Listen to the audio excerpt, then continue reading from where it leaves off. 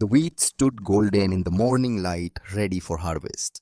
Admiral Rachel Cavanaugh knelt in the field, her 8-year-old daughter Emma beside her, both examining a bird's nest hidden among the stalks. 3 pale blue eggs rested in the woven grass, fragile and perfect. "We have to protect them," Emma said, her voice carrying the seriousness only children possess when discovering something precious. "We have to be careful during harvest." "We will." Rachel touched her daughter's hair, dark like her own. "That's what guardians do, Em. We protect things that can't protect themselves." It was the last morning of the old world, the last morning before everything changed, before Rachel learned that some things once broken could never be made whole again, only transformed into something else entirely. Her communicator buzzed, priority channel. The message that appeared made her blood turn cold. Priority 1. First contact situation.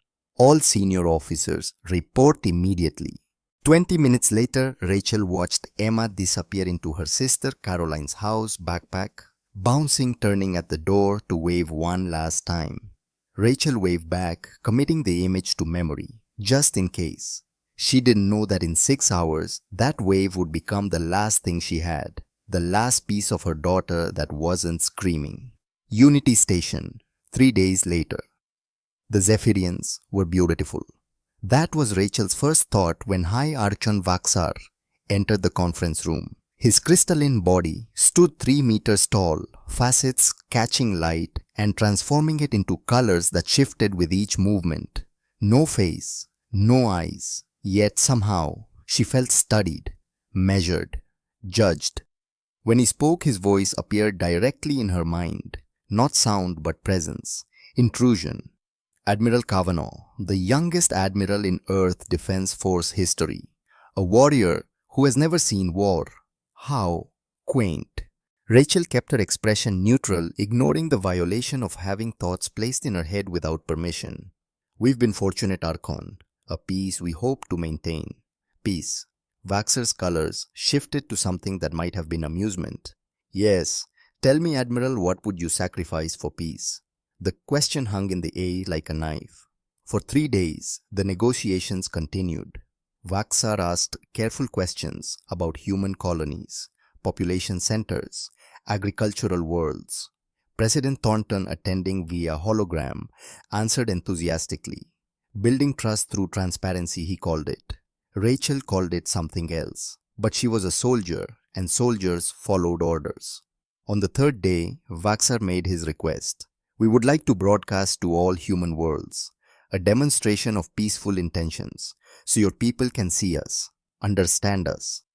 Every instinct Rachel had developed over 20 years of military service screamed danger. "Perhaps we should wait," she suggested. "Give ourselves more time to—" "No need," Vaxar interrupted, his mental voice carrying an edge like broken glass. "We are already prepared. Your colony of New Haven, for example. We've been particularly interested in New Haven." Rachel's heart stopped. New Haven, where Emma was staying with Caroline, where 7 million humans lived peaceful lives, growing wheat and raising families. Why New Haven? Her voice was deadly calm. "Because it has optimal demographics, many families, many children, maximum emotional impact." Vaxar's colors pulsed with something that looked like anticipation. "We find that young beings provide the most engaging reactions." Captain Wyatt Sterling's hand moved toward his communicator. Rachel caught his eye. Not yet. She needed to understand what was happening. "The broadcast begins now," Vaxar announced. "All human colonies are watching." The screens flickered to life. New Haven's main settlement appeared. Rachel saw the central market where she'd bought Emma's birthday present last year. The schools, the residential districts, normal, peaceful, safe. Then the sky darkened.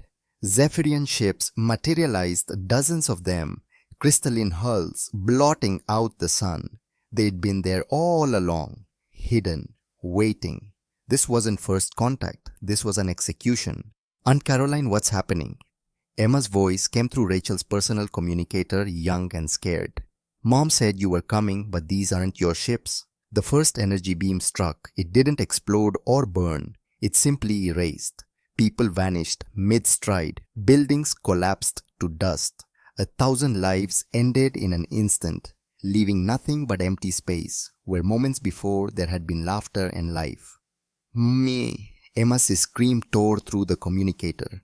They're killing everyone. They're another beam. Closer. Emma, run. Run now.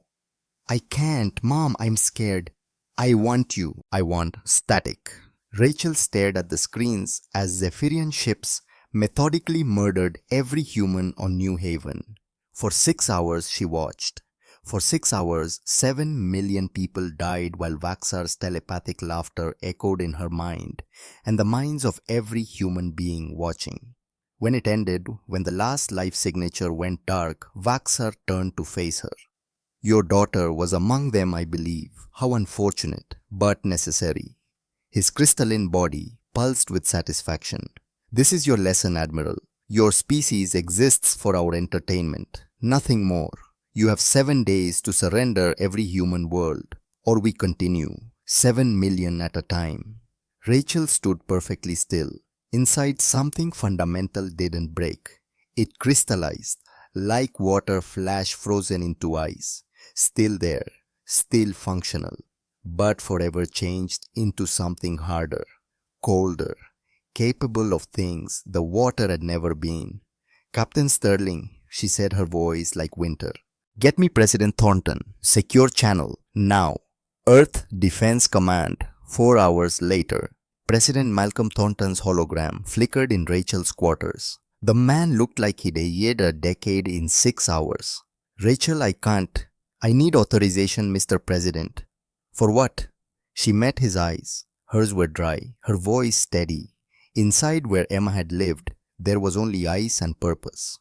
Guardian Protocol. Full activation.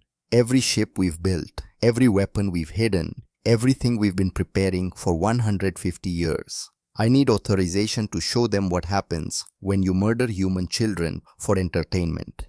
Thornton stared. Guardian Protocol hasn't been activated since 2007, since the last war.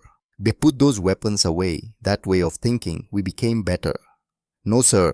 Rachel's expression didn't change. We became smarter. We pretended to forget. We didn't forget, we prepared. And now someone just killed 7 million of our people, including my daughter. I will not let them die unavenged. If we do this, there's no going back. Good.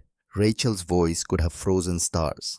Let the galaxy learn that humans are patient, not weak. That we're kind until we're not. That we remember. Emma asked me once if aliens dreamed. Now I'll teach them nightmares. Thornton closed his eyes. When he opened them, something had changed in his face too. Authorization granted. God have mercy on us all. God can have mercy, Rachel said. I won't. The transformation across human space dormant systems woke. In Earth orbit, the museum fleet 300 ships supposedly preserved as historical artifacts powered up. Their reactors had never truly been shut down. Only put to sleep. Civilian freighters shed outer hulls like snakes shedding skin. Beneath the cargo markings were warships, hidden in plain sight for a century and a half. Mining stations activated weapon systems. Sensor arrays flooded the void with targeting data. Communication networks revealed their true purpose: military command and control. For 150 years, humanity had lied to the galaxy. Built in secret, trained in silence, waited for someone to be foolish enough to kick the sleeping dog. That day had come. Rachel stood in the command center beneath Colorado Springs as Admiral William Drake briefed her. 70 years old, veteran of the last war. He'd come out of retirement to coordinate Guardian Protocol. Every colony has hidden military installations, Drake explained. Holographic displays showing the truth. Every generation since 2007 has trained for war while pretending to build peace. 2 years of mandatory civil service military training disguised as infrastructure maintenance. Every human adult knows how to fight. They just don't know they know. Rachel studied the displays. Ship count, 12 visible, 3,417 actual. Every civilian ship is a warship. Every civilian is a soldier. We've been playing a long game, Admiral. Time to show our hand. How long to full mobilization? Ships are ready now. Soldiers need 48 hours. Drake paused. You understand what you're activating. Guardian Protocol isn't just defense. It's about ensuring no one ever attacks us again. Are you prepared for that? Rachel thought of Emma, of her daughter's voice, scared and small, begging for her mother, of 7 million others who died for entertainment. Yes, she said, I'm prepared. 12 Zephyrian ships emerged near New Haven's coordinates, expecting to find humans broken, submissive, ready to begin the process of surrender. Instead, they found 240 human warships waiting in perfect battle formation. The ships that faced them weren't the outdated vessels from Unity Station. These were predatory, sleek. They looked like evolution had designed them specifically to kill. Because it had. Rachel sat in the command chair of the Retribution, the flagship that had pretended to be a cargo station. Around her, the bridge crew worked with quiet precision. Zephyrian commander is hailing us, Admiral. Put him through. A crystalline face appeared, colors pulsing confusion. Human vessels, where did you be? We built them. Rachel's voice was calm, almost gentle. We've been building them for 150 years while you watched and thought we were weak. You made a mistake, Commander. You showed us what you were capable of. Now we'll show you what we're capable of. You cannot possibly. My name is Admiral Rachel Kavanaugh. 3 days ago, your species murdered my 8-year-old daughter and broadcast it as entertainment. You laughed. Do you remember laughing? The Zephyrian's colors shifted, no longer confident. I care about teaching you a lesson, Rachel continued. Every species in this galaxy is going to learn it, but you're going first. You wanted to test us. Congratulations. Here's the result. She nodded to her tactical officer. Fire. What followed rewrote everything the galaxy knew about humanity. Zephyrian shields designed to deflect energy weapons met human phase shift technology. The Zephyrian beams hit Rachel's shields and simply ceased to exist. Not deflected, not absorbed, deleted. Human weapons didn't use energy. They weaponized gravity itself, crushing crystalline hulls with invisible force. Beautiful ships that had seemed invincible shattered like glass. The Zephyrian commander tried to retreat, found that human quantum entangled fields made faster than light travel impossible. They were trapped. 4 hours later, 120 Zephyrian ships disabled, 80 destroyed. Human casualties 0. Total, absolute, overwhelming superiority. Rachel had the survivors brought aboard, fed them, gave them medical care, treated them as prisoners of war, not enemies to be tortured. The Zephyrian commander stood in a ready room, crystalline body, pulsing with colors. Rachel now recognized without doubt. Fear. You lied, it said. You were supposed to be primitive. No, Rachel walked to the viewport. We showed you what we wanted you to see. We've been doing that for 150 years. Peace is better than war, but peace requires preparation. You made us stop pretending. She turned to face the prisoner. You're going to deliver a message to Vaxar. Tell him Admiral Kavanaugh commands the Guardian Fleet. Tell him we can destroy every Zephyrian world. Tell him we have that capability. And will you? Rachel paused. The question that would define everything. I don't know yet. That depends on what Vaxar does next. But tell him this too, I could kill you right now, torture you, broadcast it as entertainment. I'm not going to because I'm not you. Because Guardians don't kill prisoners. She leaned close. But don't mistake mercy for weakness. We're letting you go because we choose to, not because we can't kill you, because we won't. That's civilization. Learn it. The Zephyrians were released in escape pods with Rachel's message and the battle footage. They carried with them knowledge that would shake their empire. The peaceful species had been hiding something terrifying. Earth, President's address. President Thornton appeared on every screen in human space. 3 days ago, we suffered the worst attack in human history. 7 million murdered. Murdered to show us we were weak. He paused. They were wrong. For 150 years, we've been building, training, preparing. We chose peace. We chose restraint. We pretended to forget how to be dangerous, but we never forgot. We simply chose not to remember until necessary. The display showed the Battle of New Haven, Zephyrian ships being systematically destroyed. Today we activate Guardian Protocol. Every ship, every soldier, every weapon held in reserve, not for conquest, not for empire, but to ensure our children are safe, to ensure humanity is never again attacked by those who mistake our kindness for weakness. He leaned forward. We are peaceful, we remain peaceful, but do not mistake our peace for pacifism. We are the descendants of Earth where only the strong survived. We are farmers and explorers. And when necessary, when our families are threatened, we are guardians. We are the wolves you forgot lived behind the door, and someone just kicked that door open. Rachel's decision on the Retribution's bridge. Rachel looked at the tactical display. 12 human colonies, 3,400 ships. Somewhere out there, a Zephyrian empire that had just learned a very hard lesson.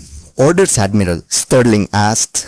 Rachel was quiet for a long moment. That was the question, wasn't it? The line between justice and revenge, guardian and monster. We dismantled their military, she said finally. Every ship, every installation, we to do it systematically. We show them what 150 years of patience looks like. But Sterling, ma'am, we don't become what killed Emma. We capture where possible. We avoid civilians. We offer surrender. We're guardians, not executioners. Is that understood? Sterling nodded. Some officers looked relieved, others disappointed. Rachel understood both reactions, felt the desire for revenge burning like ice in her chest. But Emma wouldn't want revenge. Emma would want her mother to be better than the monsters. We have 8 weeks before they plan to attack Earth. Rachel continued. We're not waiting. We go to them. We show them what happens when you mistake patience for weakness. When you kick sleeping dogs and forget that dogs remember being wolves. The Retribution's engines flared. The Guardian fleet moved out into the dark. 240 ships, then 400, then 800, more emerging every hour as the full scope of Guardian Protocol became clear.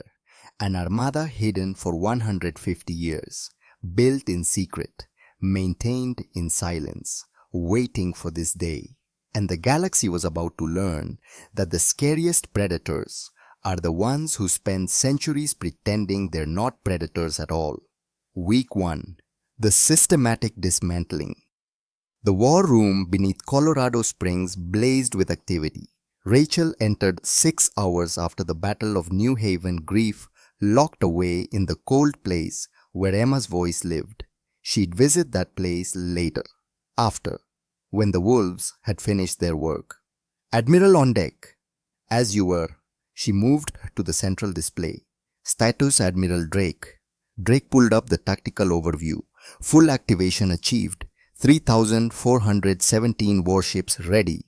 800,000 ground forces. We are the single largest military force in known space. He paused. And no one knows. The Zephyrians think we have a few hundred ships at most. They have no idea what's coming. Rachel studied the display showing human space, every colony now revealed as a fortress. Sol system ringed with weapons platforms disguised as satellites. Neptune's shipyards showing their true purpose, military production on a scale that would have terrified ancient empires. Intelligence reports, she ordered. Commander Rourke stepped forward. 32 sharp-minded, she'd spent her career analyzing theoretical threats that had just become horrifyingly real.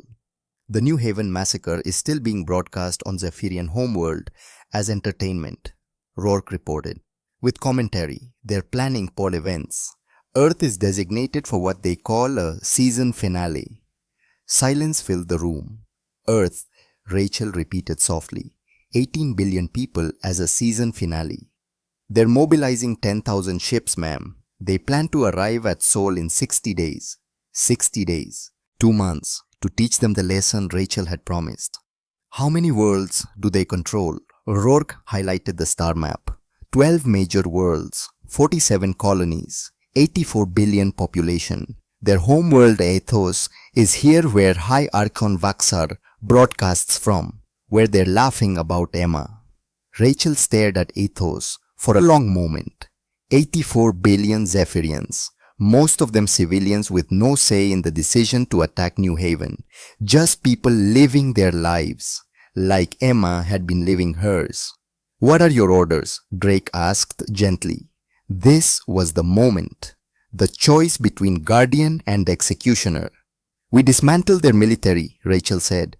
"Every ship, every installation, every weapon. We do it systematically and efficiently. We show them what 150 years of preparation looks like. And civilians, we avoid them." Rachel's voice was firm. "We're not them. We don't murder civilians for entertainment. We capture military assets. We disable their war-making capability.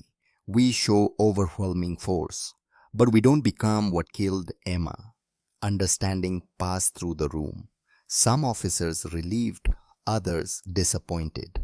Rachel felt both impulses herself, the desire for revenge burning against the knowledge that Emma would want her to be better. "We have 60 days before they arrive at Earth," she continued. "We're not waiting. We hit their military infrastructure, shipyards, fleet concentrations. We move fast and clean, and we make sure every species in this galaxy is watching." She turned to face the room. The Zephyrians wanted to show the galaxy that humans are weak. "We're going to show them what happens when you confuse patience with passivity, when you kick sleeping dogs and forget that dogs are descended from wolves." Drake smiled without humor. First target, Rachel highlighted a system, Korvan, their primary military fortress, should take months to crack with conventional tactics. "We're going to do it in 6 hours, the Battle of Korvan." 48 hours later, Rachel commanded 800 ships surrounding Korvan. The crystalline fortress hung in space like a jewel. 3 moons converted to weapons platforms, orbital defense stations capable of destroying entire fleets, shield generators that could protect the planet for years. "It would fall before lunch. All ships battle stations," Rachel ordered. "Tactical analysis." Lieutenant Morrison reported 342 defense platforms, estimated firepower equivalent to 4,000 conventional warships, 800 Zephyrian ships in defensive positions. Sterling whistled low. "More firepower than New Haven." "Yes," Rachel's voice was calm, "and they expect us to run, to be intimidated, to decide this fight isn't worth it." She leaned forward. "Activate resonance arrays. Show them what Dr. Blackwood built while they were laughing at Emma's death."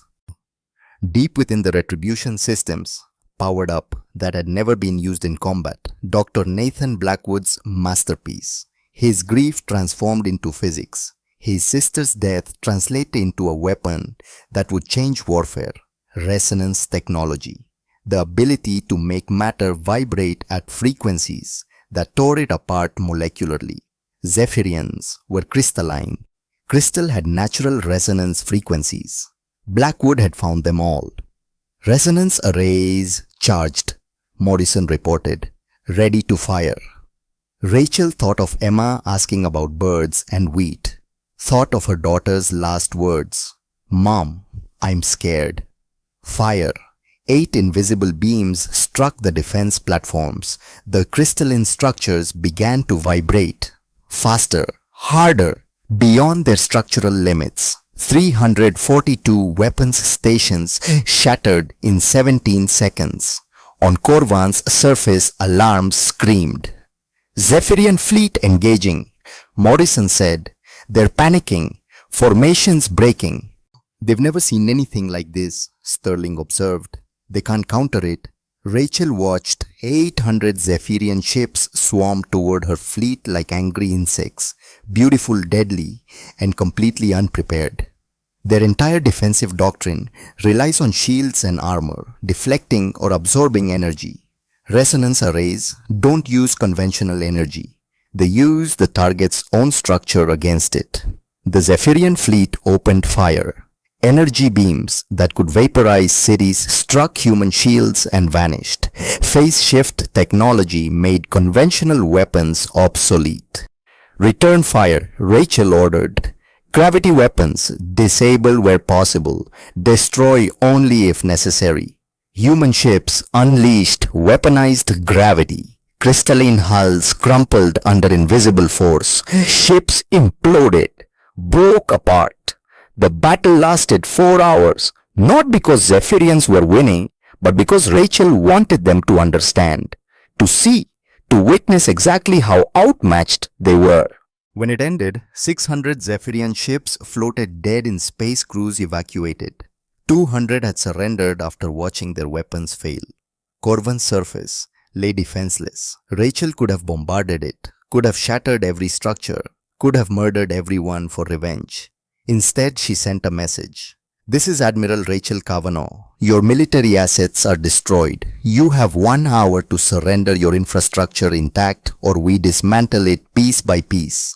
Response came in 45 minutes. Unconditional surrender. Send occupation forces, Rachel told Sterling. Catalog every weapon. Inventory every ship. Disarm every soldier. But Sterling, no atrocities, no revenge killings. We're guardians, not executioners. Some troops won't like it. They've seen New Haven footage. I know what they want. Rachel's voice was hard. I want it too. I want to reduce this planet to rubble for Emma. But that's not why we're here. We're here to stop them from doing it again, not to become them. The occupation took 18 hours. General Garrett Kavanaugh, Rachel's brother, led ground forces with professional efficiency. Weapons confiscated, installations secured. Zephyrian soldiers detained and treated according to military law. Not a single civilian harmed. Not a single building destroyed beyond battle damage. The Zephyrians, expecting massacre, found mercy. It was more terrifying than genocide would have been. The Zephyrian response. News of Corvan's fall reached Aethos within hours.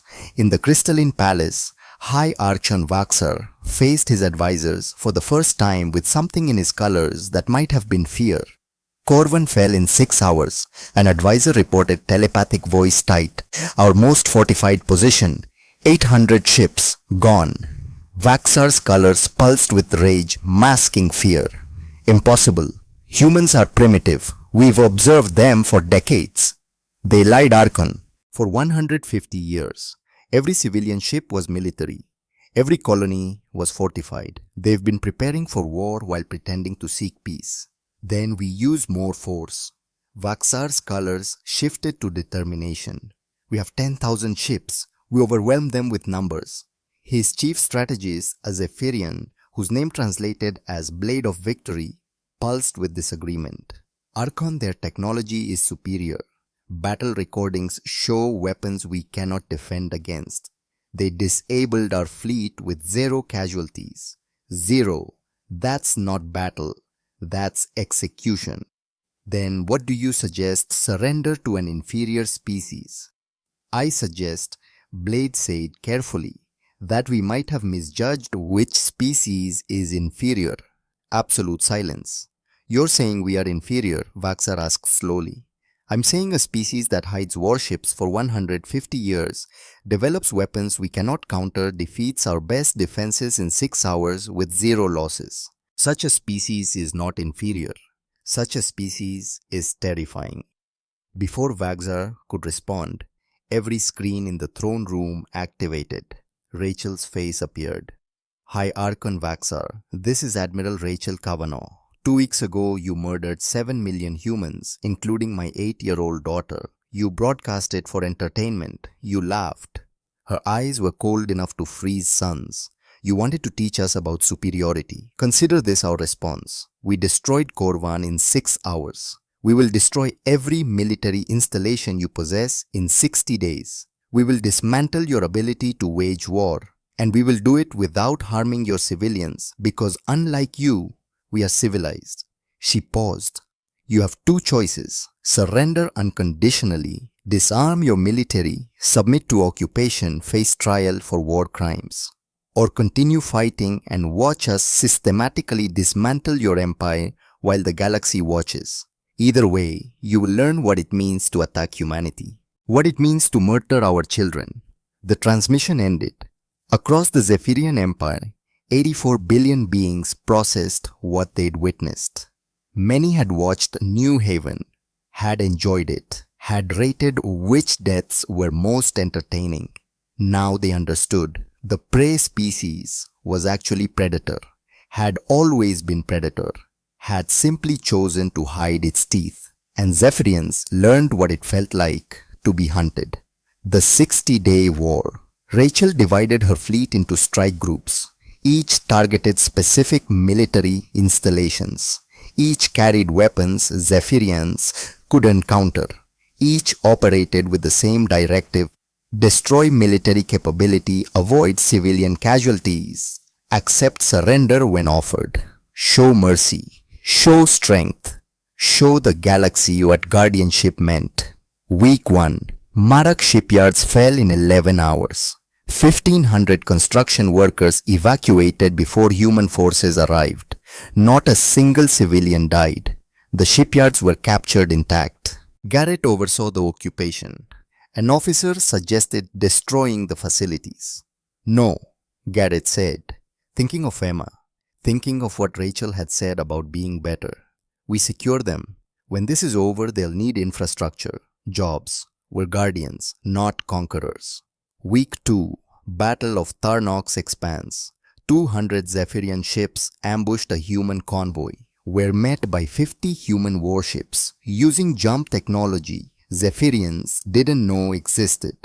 3 hours later, 160 enemy ships destroyed. 40 surrendered. Human casualties, 0. Sterling commanded the defense. Afterward, his tactical officer suggested leaving the escape pods to drift. Recover all pods, Sterling ordered. Medical care. Process prisoners according to protocol. The Admiral would know if we didn't. And that matters more than revenge.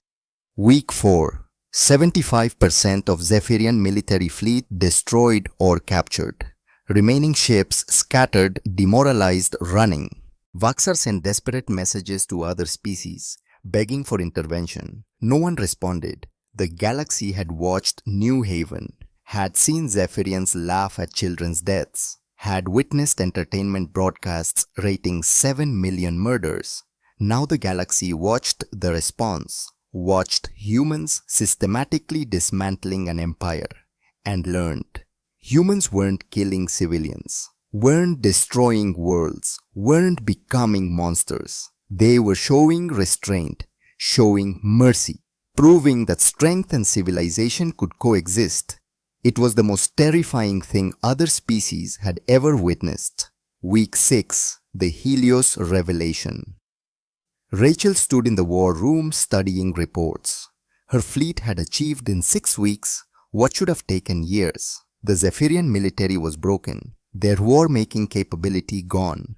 Only one target remained: Ethos, where Vaxar waited with final remnants, where 14 billion civilians lived, where Rachel would face her ultimate choice: guardian or executioner, mercy or revenge.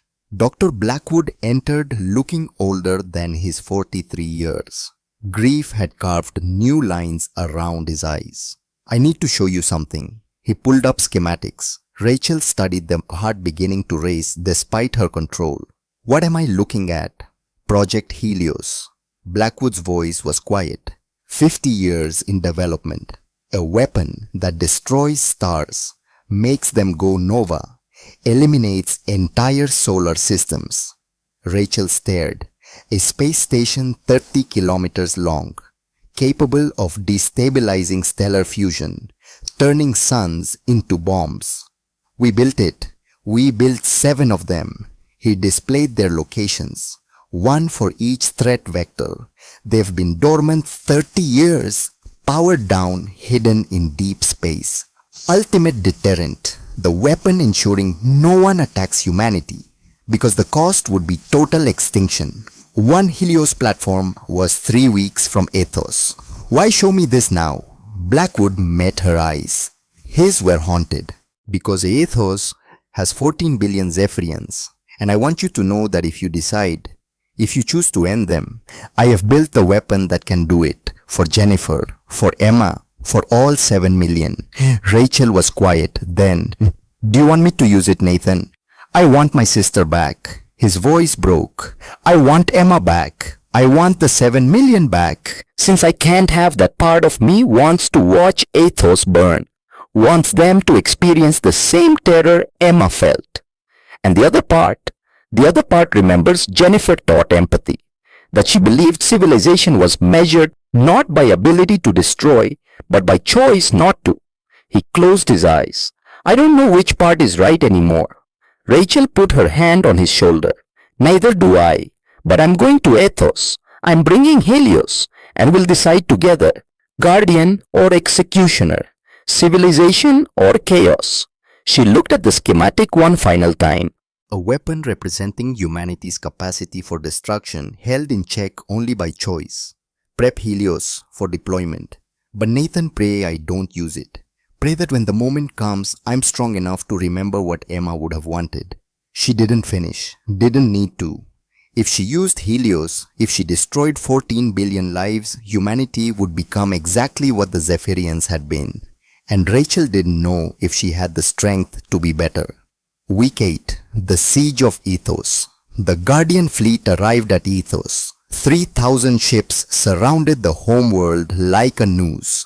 Above them, dark and ominous, the Helios platform emerged from deep space. 14 billion Zephyrians looked up and saw death waiting, saw their 10,000-year empire reduced to one world, one choice, one last chance. In his throne room, now empty except for Blade of Victory Vaxar, faced the end. 400 ships left, Blade reported. Barely enough to delay them an hour. We cannot win. What are they doing? Waiting. That platform. Our scientists say it's a star killer. Could destroy our sun. End every Zephyrian in existence. Will they? Blade was silent. I don't know. Admiral Kavanaugh has lost so much. Her daughter, her people. She has every reason to end us. But she's also shown mercy at every step, even when we didn't deserve it. So she's weak. No. Blade's colors pulsed with what looked like respect. She's strong, stronger than us, strong enough to have the power of genocide and choose not to use it. That's not weakness, that's civilization. A communication request arrived. Put her through, Vaxar said wearily. Rachel's face appeared on every screen across Athos. 14 billion beings stopped to watch. Hierarchan Vaxar, people of Athos. Rachel's voice was calm, professional. 8 weeks ago, I watched your ships murder my daughter. Watched them murder 7 million of my people. Watched you laugh. Her expression hardened. I have spent 2 months dismantling your military, destroying your fleets, capturing your installations. I've done it without harming your civilians, without revenge killings, without becoming what you are. She gestured off screen. Helios appeared massive, ominous, deadly.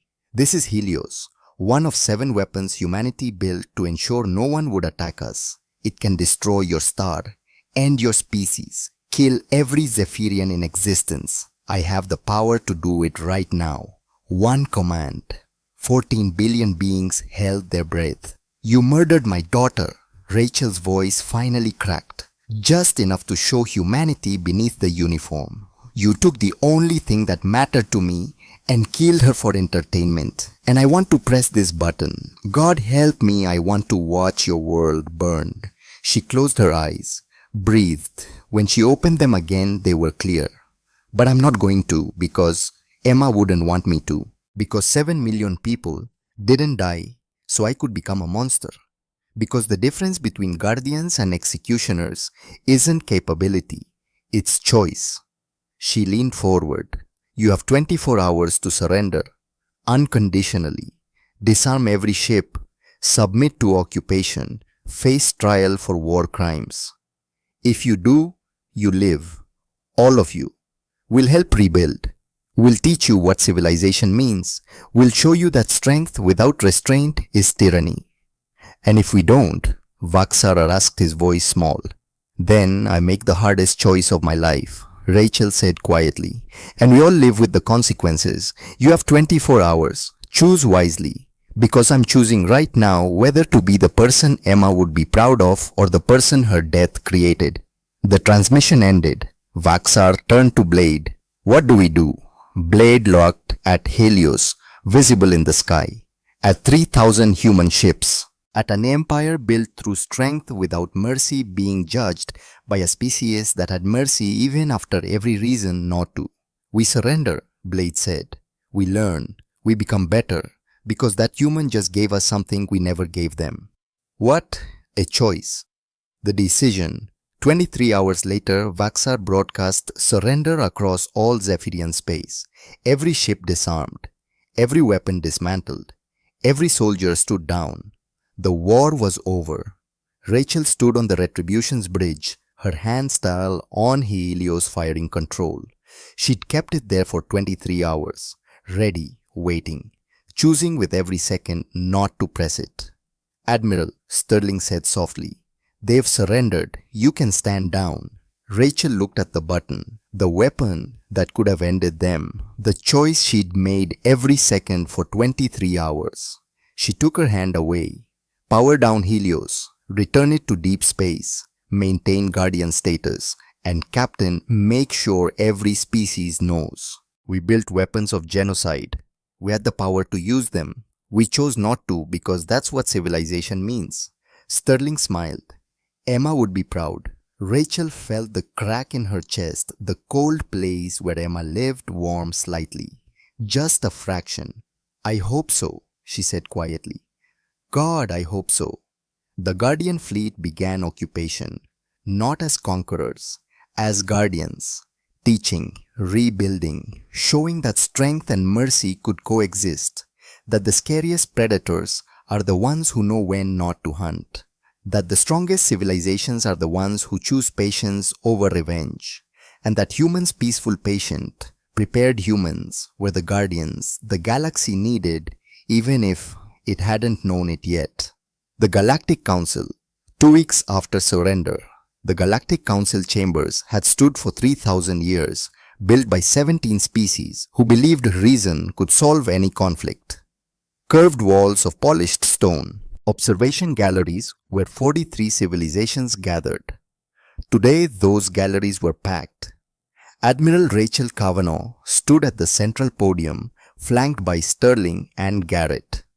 She wore her dress uniform, silver eagles, catching light from the dome where artificial stars represented each member species. Earth's star had been dim for 150 years. A minor member, peaceful, non-threatening, easily ignored. That was about to change.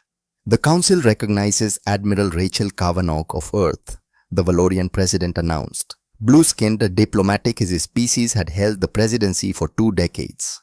You requested the emergency session to address the recent conflict with the Zephyrian Empire. Conflict. Rachel almost smiled at the sanitization. 7 million murdered became a conflict. Honorable Council, Rachel began, voice carrying easily. 10 weeks ago, the Zephyrian Empire attacked human colony New Haven. 7 million civilians were murdered. The attack was broadcast live as entertainment. They laughed while my daughter died. Uncomfortable murmurs ran through the galleries. We immediately invoked Article 12 of the Galactic Compact, collective defense, mutual aid, the principle that an attack on one species is an attack on all. We asked for your help. She paused, letting silence build. The Council voted against intervention. 37 species voted that the situation required further diplomatic exploration. 5 voted for sanctions. 1 abstained. Admiral Cavanaugh, the Valorian president, interrupted. The Council believed the immediate military response would escalate. Escalate. Rachel's voice cut like a blade. High Archon Vaxar planned to attack Earth next. 18 billion humans. He called it a season finale. Your diplomatic exploration would have ended with my entire species as entertainment. She pulled up holographic displays, footage from New Haven, Rachel had wrestled with showing this, with using her daughter's death as evidence, but the council needed to understand, needed to feel. The footage played, silent, terrible, efficient, Zephyrian ships, energy beams, people vanishing, children screaming. 6 hours compressed into 6 minutes of horror. When it ended, the chamber was silent. That, Rachel said quietly, is what you voted not to stop. The Valorian president's blue skin paled. Representatives looked away, unable to meet her eyes. And so humanity stood alone. Rachel continued. In standing alone, we revealed what we've hidden for 150 years. New displays appeared, Guardian Fleet, Helios platforms, resonance weapons, technology that made advanced species look primitive. For 150 years, you told us strength was barbaric, that military power was unnecessary, that peace required nothing but good intentions and diplomatic dialogue. We smiled, we nodded, we played the role you wanted, we pretended to be weak. Her voice hardened. We weren't weak, we were prepared.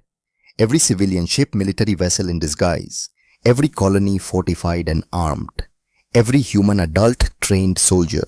But I built an armada in secret, developed weapons you can't counter, created a military force larger than the next 10 species combined. The chamber erupted. Representatives stood shouting, Admiral, you admit to deceiving the council. I admit to preparing for exactly what happened. Rachel's voice rose above chaos. I admit to understanding that peace without strength is hoping predators stay full. I admit to learning the lesson you haven't, that evil exists and good intentions don't stop it. Prepared violence does. She let that hang. In 60 days, we destroyed the Zephyrian military. Every ship, every station, every weapon. We did it with 0 civilian casualties on their side. We captured the infrastructure instead of destroying it. We provided medical care to prisoners. We followed rules of war even when they showed none to us.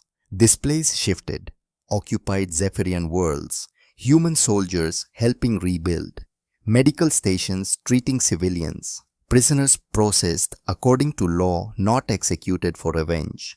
And when we had them surrounded, when we had the power to end their entire species with a weapon that could destroy their star, Rachel's voice dropped. We didn't. We offered surrender. We offered mercy. We offered what they never offered us, a choice. She looked around the chamber. We built weapons of genocide and chose not to use them. Can any of you say the same? Absolute silence. Because that's what this is about. Not just war, not just victory, but choice. The choice to be strong enough to destroy and wise enough not to. The choice to be guardians instead of executioners. The choice to prove strength and civilization can coexist. She pulled up the final image. Helios. All 7 platforms visible in deep space. These weapons exist. They will continue to exist. Because the moment we destroyed them, we'd be vulnerable again. The moment we pretended weakness was virtue, we'd invite the next Vaxar. Rachel's voice took on an edge like broken glass. You voted against helping us.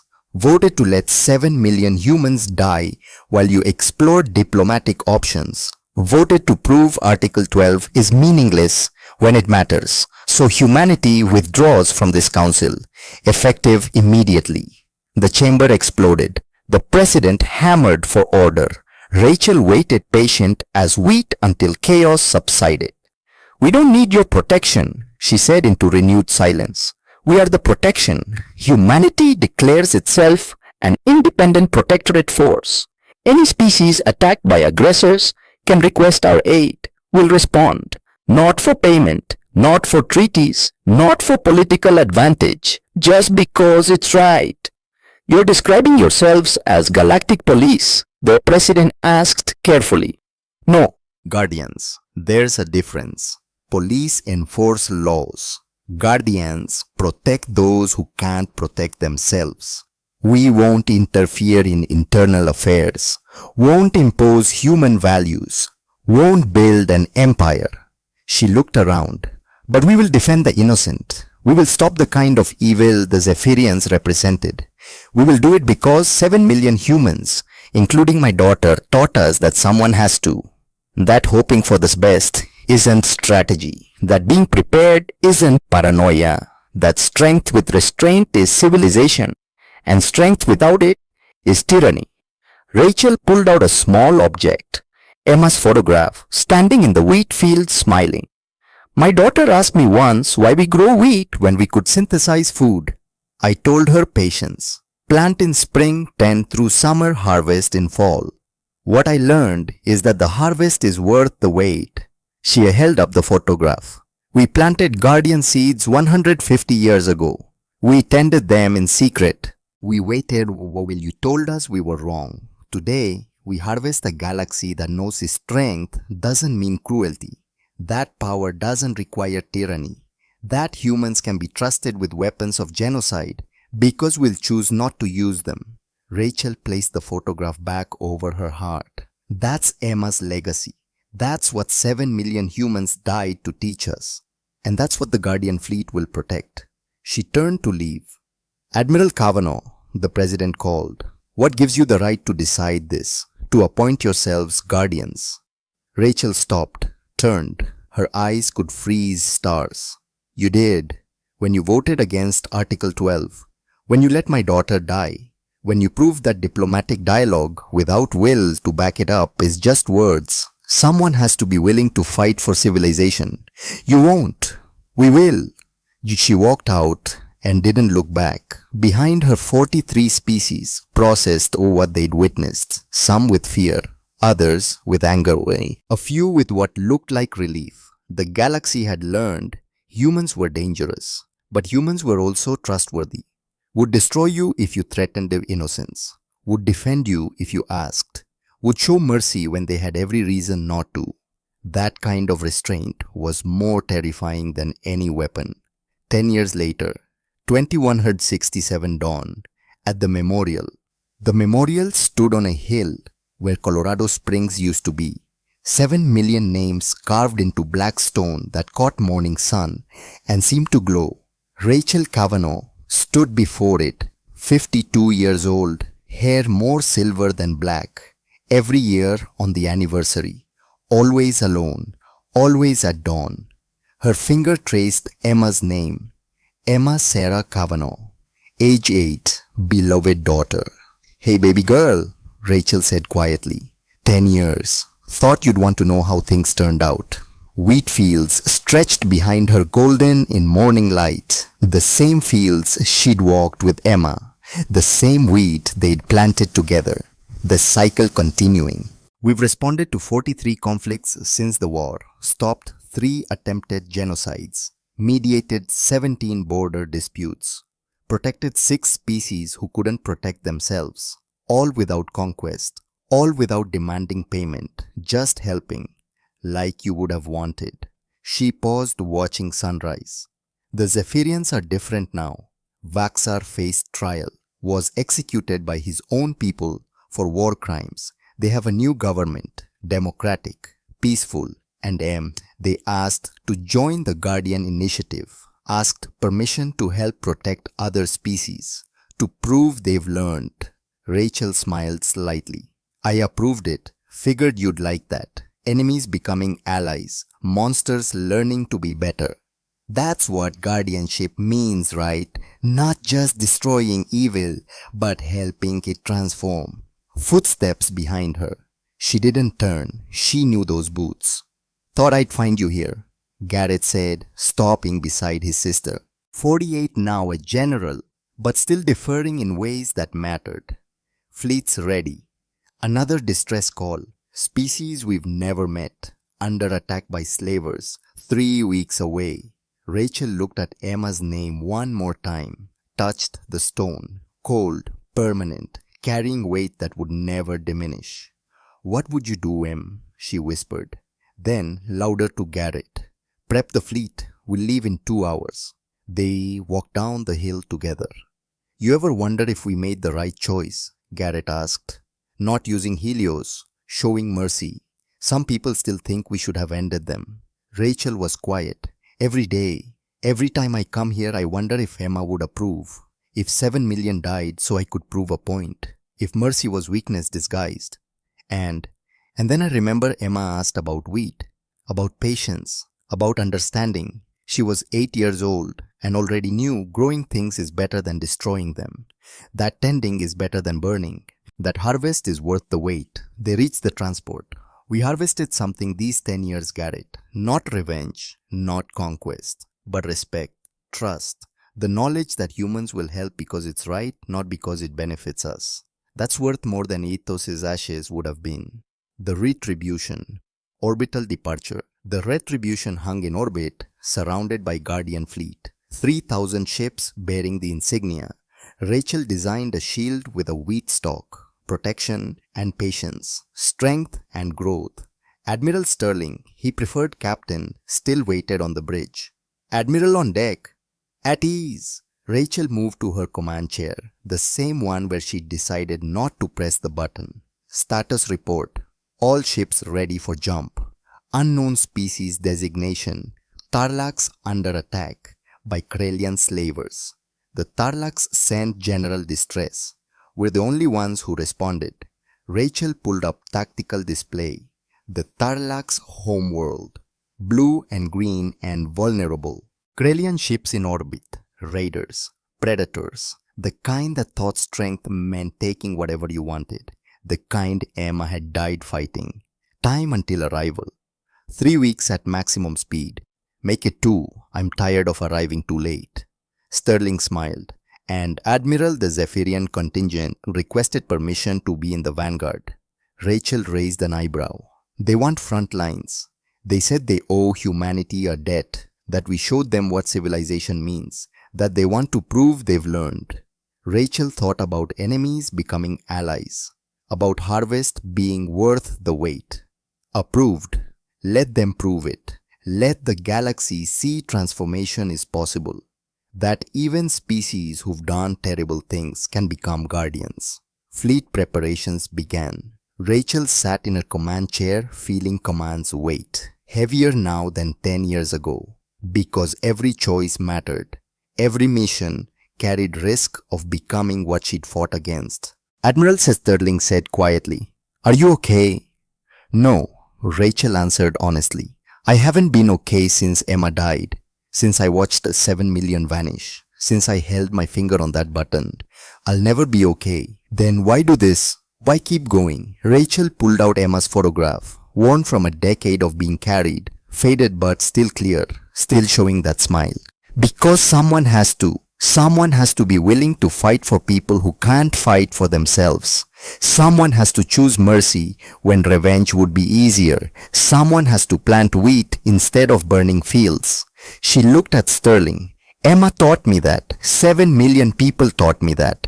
I owe it to them to be the person they died believing I could be. Not perfect, not healed, but better. Always trying to be better." Jump coordinates locked. Fleet was ready. "All ships," Rachel broadcasts. "This is Admiral Kavanaugh. 3 weeks ago, a species we've never met called for help." Called into the void, hoping someone would answer. We're that answer. We're going to show the Tarlax and the Krelians and everyone watching that humanity keeps its promises, that we defend the innocent, that we are guardians not because it's easy, but because it's right.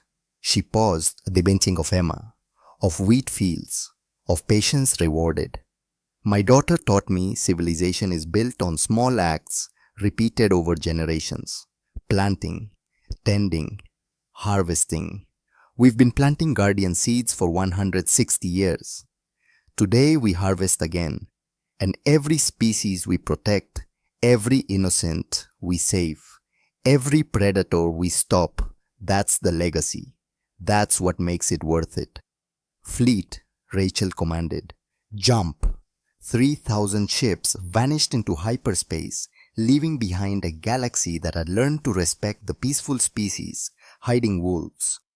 The species that built weapons of genocide and chose not to use them. The species that would come when you called, ask nothing in return, and fight to protect your right to exist. The Guardians. The Krelian Intervention. The Tarlax homeworld burned when Guardian fleet arrived. 50 Krelian ships surrounded the planet, crude weapons designed to break resistance and take survivors as slaves. The Tarlax had no military, no defenses. They were artists, philosophers, musicians. They developed spaceflight through curiosity, not conquest. They'd never imagined evil could arrive from the stars. Now a quarter of their population was dead or captured. Cities burned, museums destroyed, culture erased by species that valued strength over beauty. The Krelians saw the human fleet emerge and laughed. All Krelian vessels. Rachel's voice cut across every frequency. This is Admiral Rachel Kavanaugh of the Human Guardian Fleet. You are attacking a species under our protection. Cease hostilities immediately and release all prisoners. You have 10 minutes to comply. The Krelian commander, a massive creature called Thok the Render, responded with mockery. Humans, soft species playing soldier. Go home. These slaves are ours. You had your warning, Rachel said quietly. Captain Sterling, show them what Guardians look like when you ignore the warning. The battle lasted 7 minutes. Human ships moved with precision born of 160 years of preparation. Resonance weapons disabled Krelian vessels before they could fire. Gravity beams crushed engines without killing crews. The Zephyrian contingent, former enemies now fighting alongside humans, performed flawlessly. When smoke cleared, 43 Krelian ships disabled. 7 destroyed when they refused surrender and turned weapons on civilians. Thok the Render sat in a holding cell on the Retribution massive frame, barely fitting. Rachel stood outside looking at the creature who'd murdered innocents for profit. You can't hold us, Thok growled. Krelian space is vast. We'll come back. You'll stand trial, Rachel interrupted. On Tarlax. In front of the people you tried to enslave. Then you'll spend the rest of your life in a Krelian prison because we're sending you home with a message. What message? That the galaxy has guardians now. That species who can't defend themselves have protectors who can. That strength without restraint is tyranny. And we end tyrants. Thok laughed. You can't police the entire galaxy. No, Rachel agreed. But we can protect those who ask. And we will. Every single time. Until species like yours learn there's always someone bigger, someone stronger, someone willing to fight for what's right. She turned to leave, then paused. My daughter was 8 years old when she was murdered by someone who thought strength meant taking whatever you wanted. She taught me about wheat, about patience, about tending things carefully until harvest. Rachel looked back. You're the weed in that field, Thok. And guardians pull weeds, remember that. The Harvest Ceremony. On Tarlax in the rebuilt capital, the gratitude ceremony filled the central plaza. 50,000 Tarlax civilians gathered to thank the species who'd answered their call. Rachel stood on the platform, uncomfortable with attention. Beside her, a Zephyrian officer, one of Vaxar's former commanders, now serving Guardian Fleet, waited to speak. The Tarlax leader, a being whose name translated to Singer of Dawn, addressed the crowd. 10 days ago, we faced extinction. We are not warriors. We build no weapons. We create beauty, not destruction. The Krelians came to take our people and we had no defense. Singer of Dawn turned to Rachel. Admiral Kavanaugh came with 3,000 ships. She asked nothing in return, demanded no payment, required no treaty. She came because we called for help, because guardianship, she teaches us, is not transaction, it is responsibility. The Tarlax began to sing, a haunting melody in harmonics humans couldn't reproduce, a song of gratitude, of remembrance, of learning that beauty required protection and protection required strength. When they finished, Rachel stepped forward. We didn't come for thanks. We came because it was right, because evil exists and someone has to be willing to stop it. Because my daughter taught me civilization is built on acts of care repeated over generations. She gestured to the Zephyrian officer. This is Commander Blade, formerly of the Zephyrian Empire that attacked humanity 10 years ago. His people murdered 7 million of mine. I had the power to end his entire species. I chose mercy instead, chose to believe monsters could become guardians if given the chance. Blade stepped forward. Crystalline body, pulsing with colors Rachel had learned to read as humility. We were evil, Blade said, telepathic voice reaching every mind. We murdered innocence for entertainment. We believed strength meant taking whatever we wanted. Admiral Kavanaugh taught us differently. Taught us strength means choosing not to take. That civilization means restraint. That guardianship means protecting even those who harmed you. He turned to Rachel. We cannot undo what we did, cannot bring back Emma Kavanaugh or the 7 million. But we can honor their memory by becoming what they died teaching us to be, guardians, protectors, proof that transformation is possible. The Tarlax listened. The galaxy watched via broadcast. Slowly across 43 species, something shifted. Fear of humanity transformed into trust. Respect for their strength included respect for their restraint. Understanding grew that humans would destroy you if you threatened the innocents, but would help if you asked and would give you a chance to become better, even if you didn't deserve it. That was terrifying. That was also hopeful. That was what guardianship meant. Emma's field Rachel returned to Earth 3 weeks later. Guardian Fleet remained on patrol, ready to respond. She'd earned a month of leave. Time to remember, time to grieve, time to plant wheat. The farm was maintained by automated systems, but Rachel did the planting herself.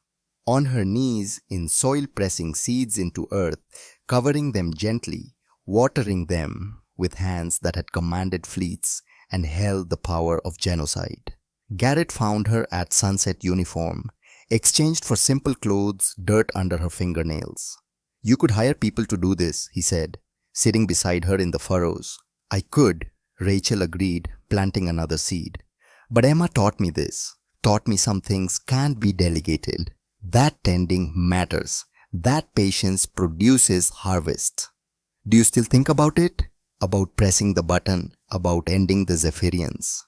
Every day, Rachel planted another seed.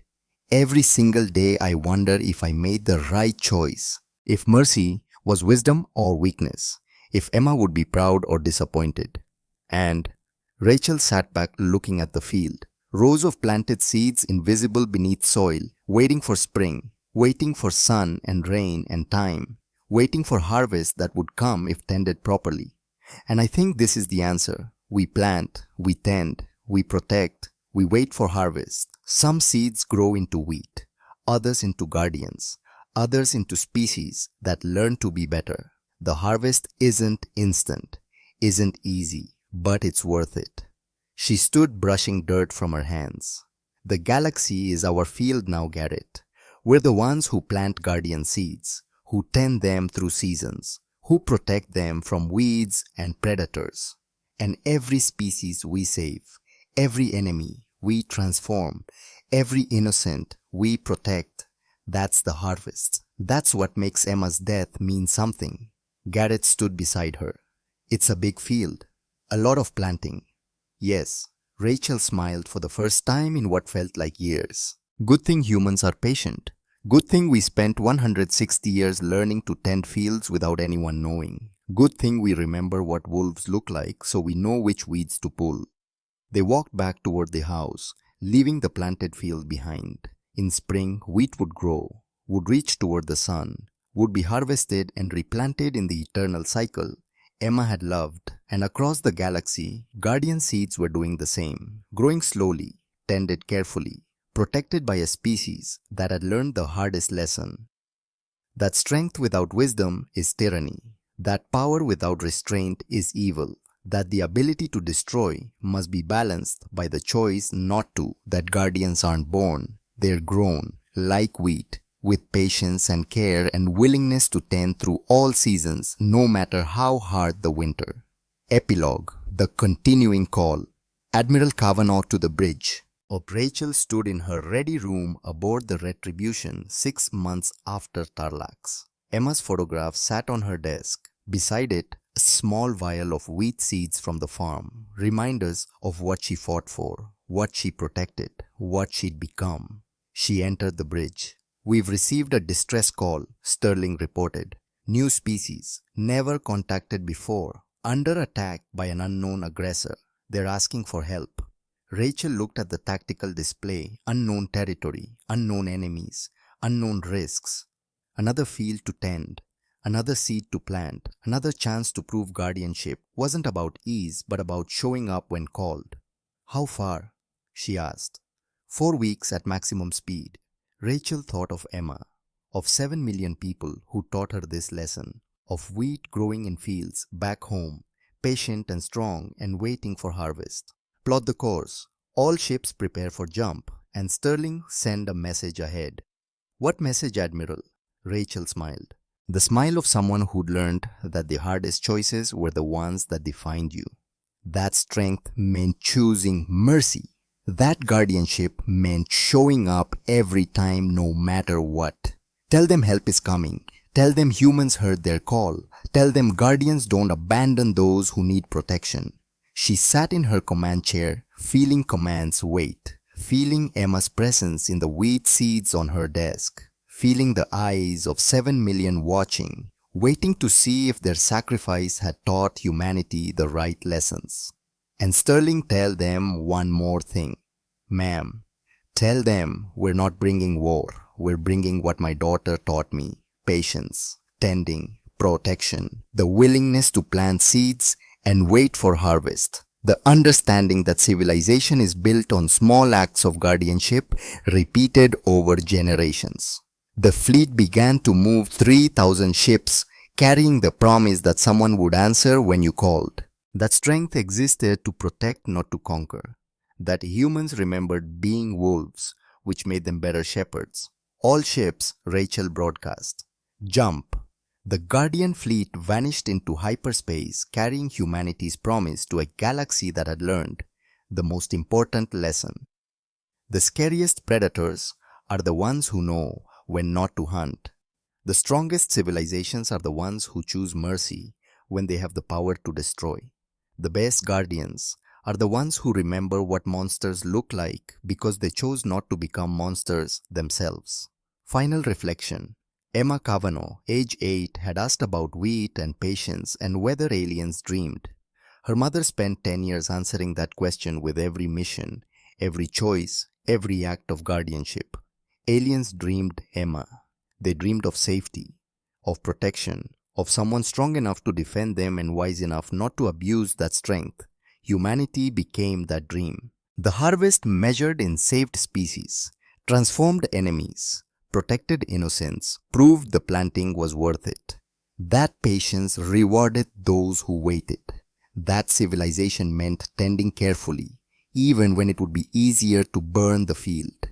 The wheat grew, the guardians watched, the galaxy learned, and Emma's legacy lived in every seed planted, every innocent protected, every choice to show mercy when destruction would have been simpler. That was the harvest. That was what made it worth it. That was what guardianship meant. In the fields outside Colorado Springs, wheat swayed in the evening breeze, golden and ready. Rachel would harvest it tomorrow, then plant again for next year's crop. The cycle continuing, just as guardianship would continue, just as humanity would answer the next call and the one after that, and all the calls that would come across centuries of tending the galactic field. Because some things were worth the wait. Some harvests were worth a lifetime of patience. And Emma's lesson that civilization is built one seed at a time, tended through all seasons, protected from wolves. While remembering you were once wolves yourself, that lesson would echo across generations. The Guardian Protocol remained active. The wheat grew tall. And Rachel Kavanaugh, who had chosen mercy when she had the power to destroy, who had become a guardian, instead of an executioner who had planted seeds instead of burning fields. She stood in her daughter's field and knew that the harvest had been worth every moment of waiting.